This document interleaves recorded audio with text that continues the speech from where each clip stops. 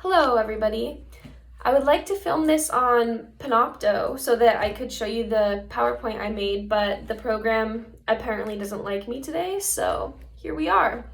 I want to discuss a little bit out of each story and different parallels I found from each story into society today. First, we'll talk about The Birthmark by Nathaniel Hawthorne.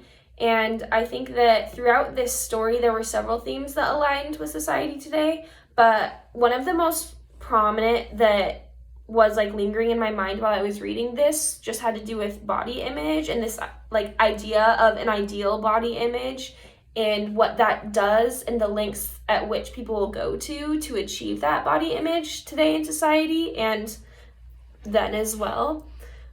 So first I want to start out by reading you this quote from page 380. "If there be the remotest possibility of it," continued Georgiana, "let the attempt be made at whatever risk. Danger is nothing to me. For life, while this hateful mark makes me the object of your horror and disgust, life is a burthen which I would fling down with joy. Either remove this dreadful hand, or take my wretched life. You have deep science. All of the world bears witness of it. You have achieved great wonders. Cannot you remove this little mark, which I cover with the tips of 2 small fingers? Is this beyond your power, for the sake of your own peace, and to save your poor wife from madness?" So I think that this quote does a really good job at showing the lengths that this woman and women in society today will go to achieve this idealized beauty. And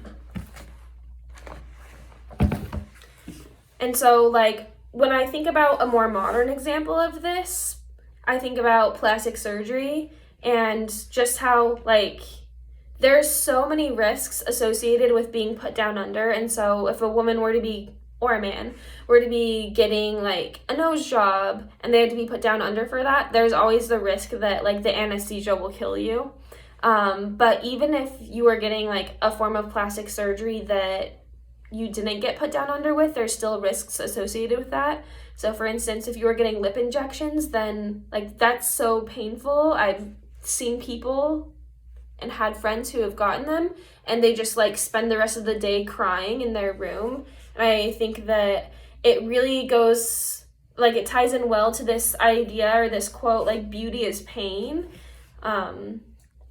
And so I thought that was super interesting. And then I think about a more modern example.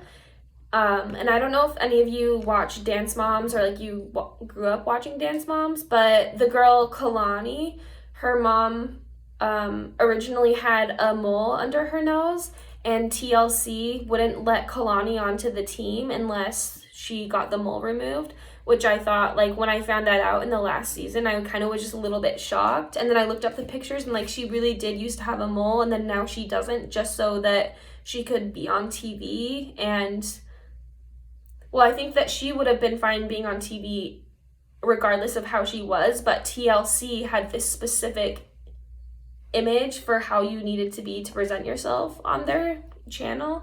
And so I think that this really reminds me of that. And then I also wanted to talk a little bit about this concept of just testing, or animal testing is what I'll extend it to. So in this story and Rappaccini's daughter, I think that it's crazy that these scientists are willing to do these tests on people who they love, or they're supposed to love, aka their daughter or their wife. And